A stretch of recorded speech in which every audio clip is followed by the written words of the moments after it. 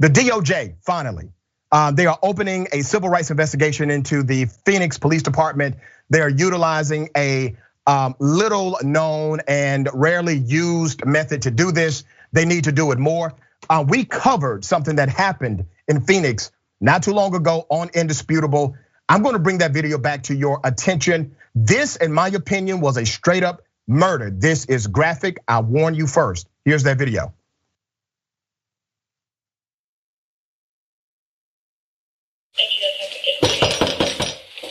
Phoenix Police.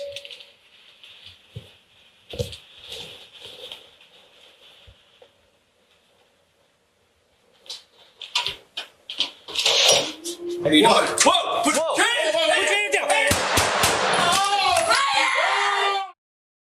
Damn. That was so sad. They shot him in the back. Now, to remind you of the context, according to the police, a neighbor called 911 saying there was a domestic disturbance at that apartment. There was no domestic disturbance. Him and his wife, they were playing a video game, and that was it. They were just playing a video game. He answered the door. He had his gun in his hand, not pointing at anyone. He had his gun in his hand because someone had been knocking on their door late at night, playing games at their home. So he exercised his constitutional right, and he was a good guy with a gun. And this good guy with a gun answered his door because he thought this was someone else doing what they had done before. As soon as he saw the police, he submitted to their authority immediately, and then he was shot in the back. The police, they actually lied about what happened. They gave a different story, even lied to the damn woman that came out crying, wondering why is her man down on the ground with bullets in his back, okay? Never was a domestic disturbance, and the gentleman never tried to harm anyone.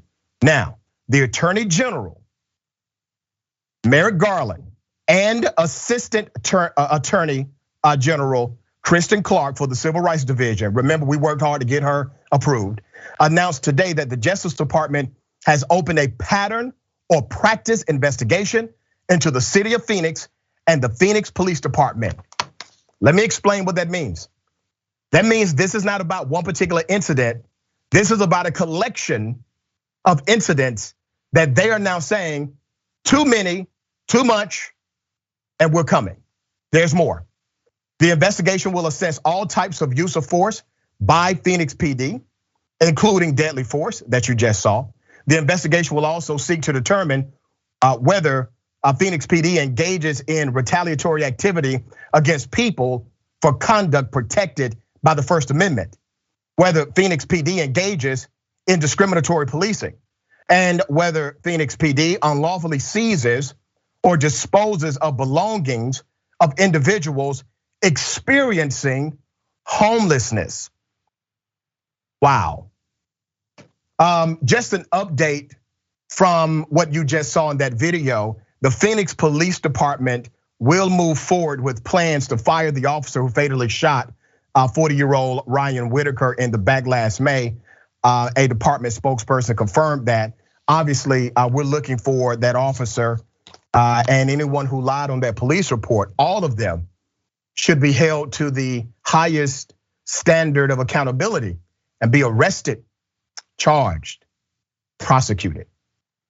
Big Waz, that was a hell of a thing to watch, right? But the federal government is saying that's not even all of it. There's more, and we need to investigate. Yeah, it's disturbing, honestly.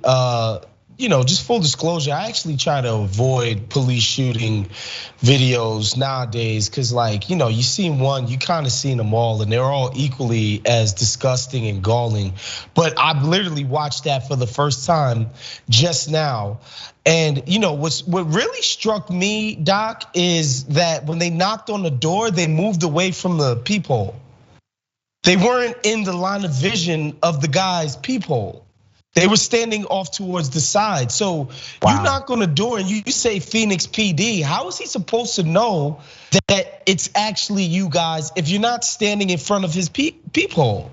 And so when he comes out, he sees that it's the cops. He immediately surrenders and they shoot the dude anyway. To me, that just tells you about what their practices are, right? Like, obviously, you're supposed to be identifying yourself. How can you identify yourself if you're not in the guy's line of vision? That shows me, like, first of all, the dude who shot him was clearly a fraidy cat, scared to death, scared as hell, couldn't even stand in front of the man's door to identify himself as a police officer, and he wasn't even facing you. He was facing the other guy, put his hands up, and was like, oh, okay, oh shoot, excuse me, I'm done. And man, that's just galling, honestly. Yeah. That's criminal behavior. At the very least, it was reckless and should be some type of manslaughter charge. At the very least, that's just scary. And it's nice that the federal government is going to investigate these cats, because that's unacceptable. And the last thing that I will say that we don't talk about. I don't know the economic background of the man who was shot, but I'd be willing to venture a guess that he's probably of a lower class. And generally speaking, that's who the cops shoot at across the board, across races, across genders, is always people from economically less, rich people. That's just what generally ends up happens in police shootings. Yeah, and the evidence here is clear that the man should be alive. Clear. And the officer in front of him did not shoot. If anybody would have been in danger, definitely not the cop behind him. But here's the culture reality. All of them initially lied. See, that's the culture reality. All of them initially lied. Let's say, for sake of argument, this was a mistake. You were negligent, you were wrong, and somebody's dead, but you did not maliciously intend for that to happen. But your cover up is criminal. No ifs, ands, or buts about it. You lied to the wife, you lied about what happened, you engaged in this culture of corruption, and no matter what now, I do not give a damn if it was a mistake at this point. You covered up the unlawful killing of another citizen.